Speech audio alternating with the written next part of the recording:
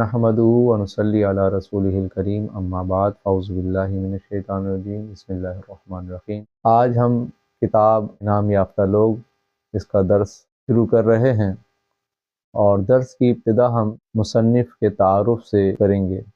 اللہ تبارک تعالیٰ نے ثقلین کی ہدایت کے لیے مختلف ادوار میں انبیاء کرام کو مبعوث فرمایا۔ نبوت اور رسالت کا یہ سلسلہ نبی آخر الزماں خاتم النبیین محمد رسول اللہ صلی اللہ علیہ وسلم پر ختم کر دیا گیا۔ ہر نبی مکرم نے جو کچھ پیش کیا وہ اسلام تھا، لیکن اب اسلام صرف اور صرف محمد رسول اللہ علیہ تحیۃ و ثنا کی محبت اور اطاعت کا نام ہے۔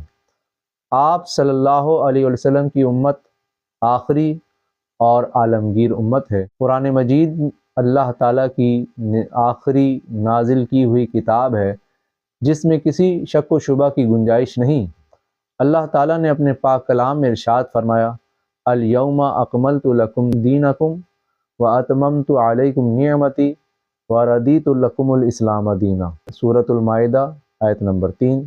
ترجمہ، آج میں نے مکمل کر دیا تمہارے لیے تمہارے دین اور پوری کر دی تم پر اپنی نعمت، اور میں نے پسند کر لیا تمہارے لیے اسلام بطور دین۔ اسلامی تاریخ کے مطالعے سے یہ بات سامنے آتی ہے کہ ابتدا ہی سے اسلام کے قلب و جگر پر ایسے حملے ہوئے ہیں کہ دوسرا مذہب ان کے برداشت کرنے کی تاب و توا نہ رکھتا تھا۔ اگر اللہ تعالیٰ اس دین متین کی تائید و نصرت نہیں فرماتا تو اس دین کی بات بھی آج ماضی بعید کے صیغے میں کی جاتی۔ مسلمانوں کو صفحہ ہستی سے مٹانے کے لیے صلیبیوں کی یورش اور اسلام کو تاریخی داستان بنانے کے لیے تاتاریوں کے حملے کافی تھے، لیکن اللہ تعالیٰ کے فضل سے یہ حملے اسلام کی بنیادوں کو متزلزل نہ کر سکے۔